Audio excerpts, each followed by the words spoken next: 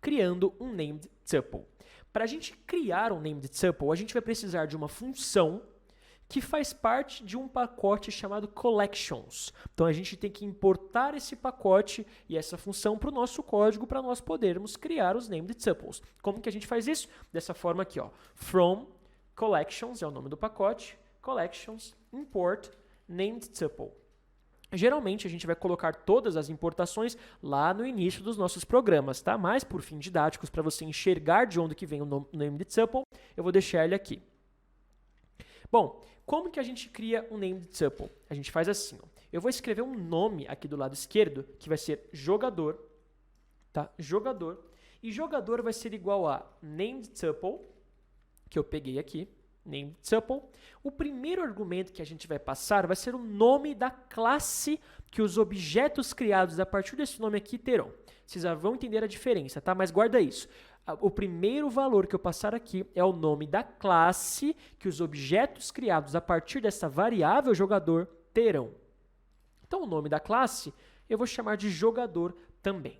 Aí, o segundo argumento que nós passamos são os nomes dos valores desse named tuple aqui. E a gente pode passar um iterável, como, por exemplo, uma lista. Então, eu quero que os nomes dos valores sejam primeiro nome, depois idade, depois time, depois jogos, depois gols.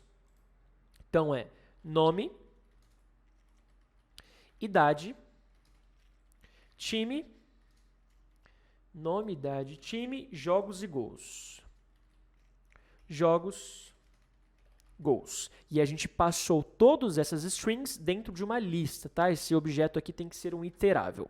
Tá, então como eu falei, o jogador aqui do lado esquerdo, esse nome aqui, jogador, é o nome da variável que a gente vai utilizar para criar named tuples. Isso aqui não é um named tuples, a gente está estabelecendo qual que é a estrutura desses named tuples.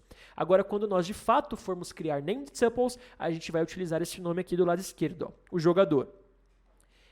E do lado direito, esse aqui, como eu já disse, é o nome da classe, da subclasse tuple que nós estamos criando.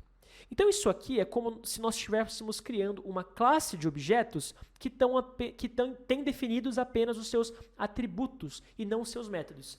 De novo, vou repetir, isso aqui é para quem já sabe um pouquinho de programação orientada a objetos. Sabe quando a gente cria uma classe e a gente fala que os objetos dessa classe têm uma quantidade de atributos, uma quantidade de métodos? Através dos named tuples, é como se nós estivéssemos criando classes que possuem apenas atributos. E os atributos serão esses aqui, ó, que a gente define aqui. Mas são named tuples. Tá, então vamos lá.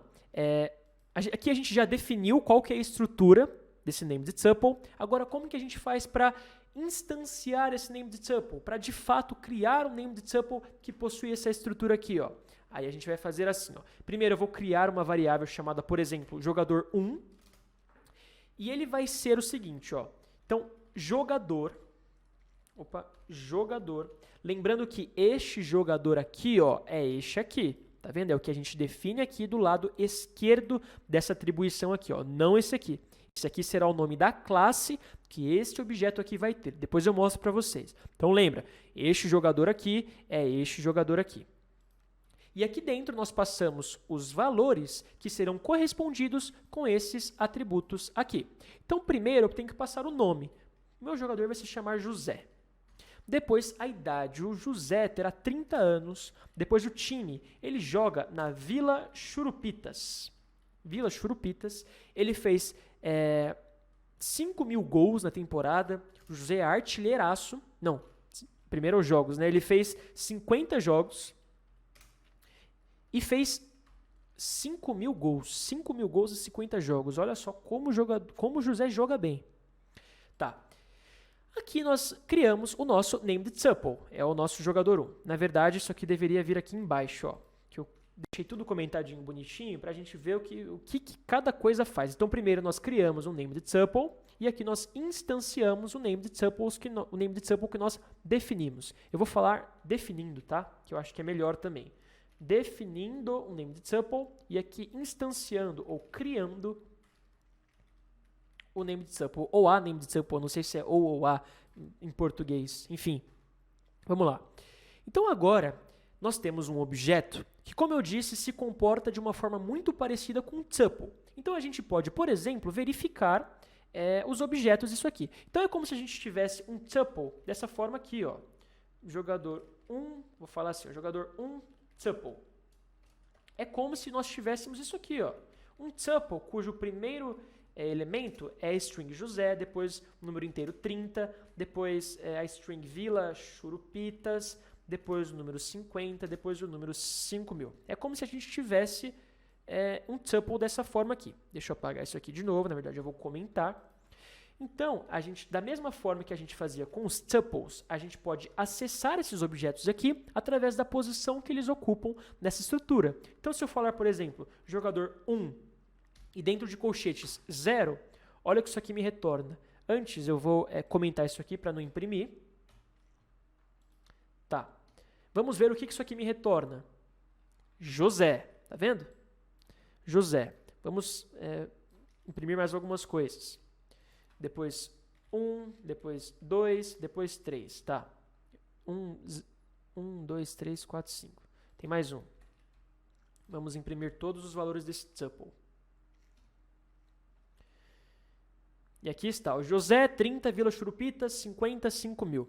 Nós acessamos todos os valores desse tuple. A gente também pode fazer um loop com isso aqui. For, sei lá, atributo in jogador 1, print atributo. Da mesma forma que nós fazemos com os tuples normais.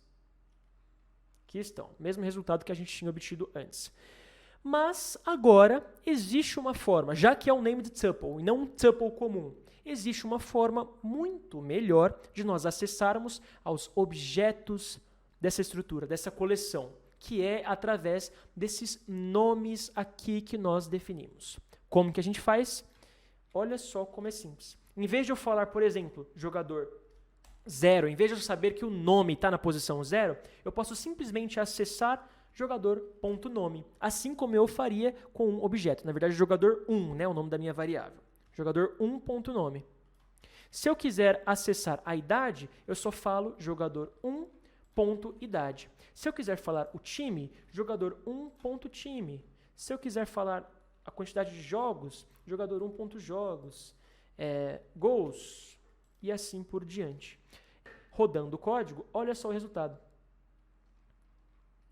Exatamente a mesma coisa do que se eu fizesse, por exemplo, isso aqui, ó. Jogador 1, 0.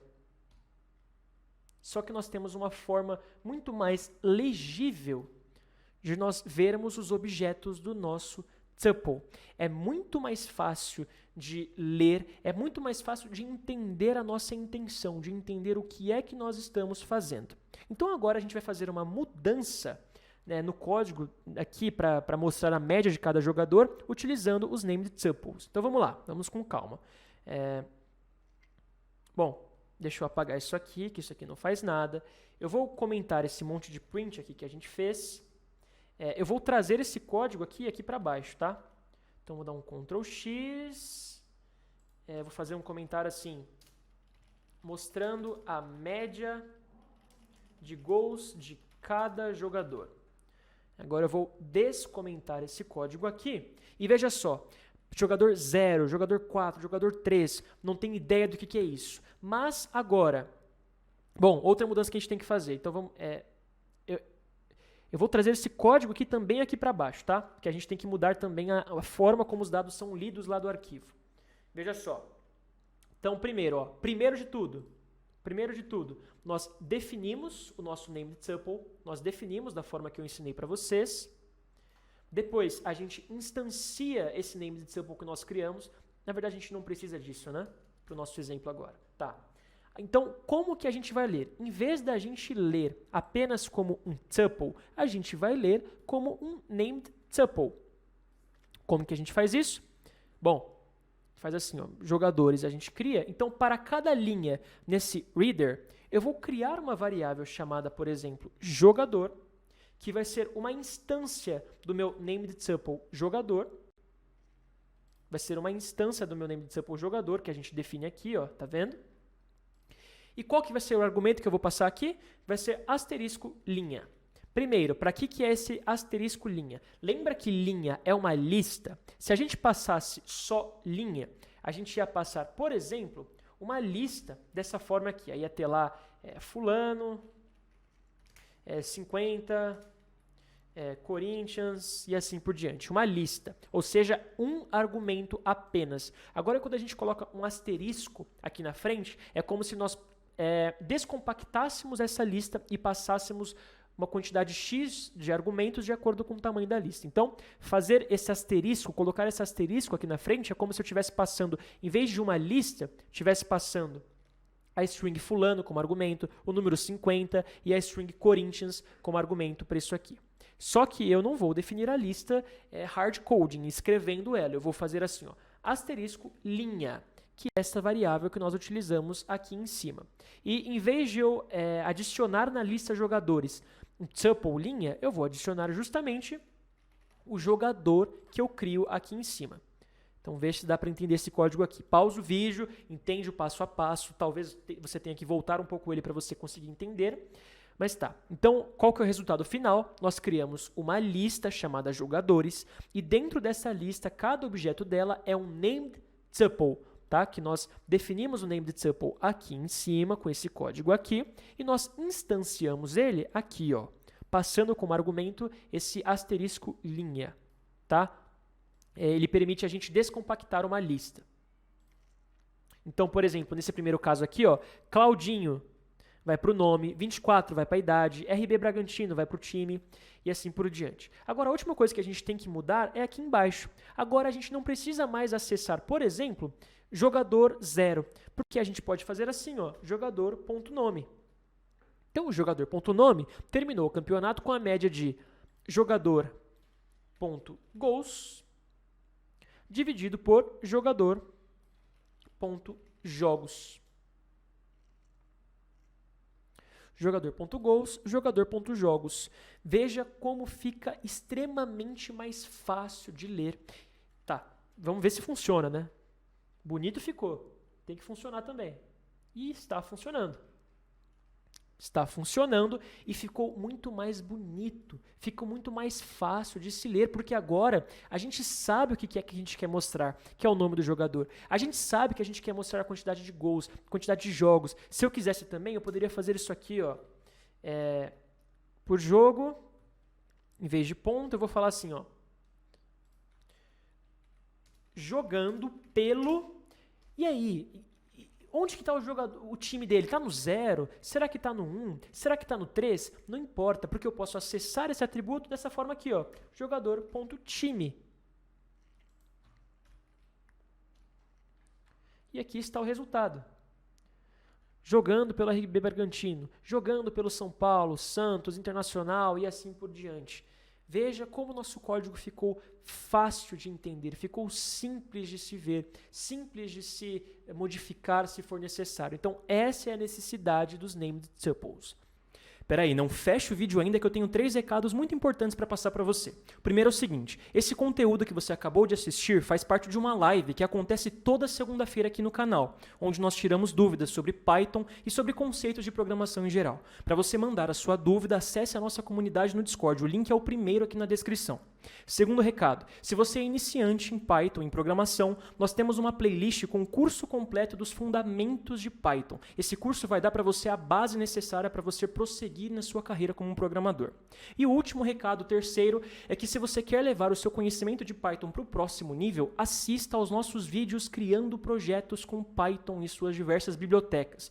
Quase toda quinta-feira a gente faz lives aqui no canal desenvolvendo esses projetos. A gente já criou uma agenda de contatos, a gente já criou um gerenciador de tarefas com Python e Django e todos os projetos ficaram muito legais. Para você conferir, veja a playlist que também está aqui na descrição e veja as nossas lives todas as quintas-feiras. Valeu e até o próximo vídeo.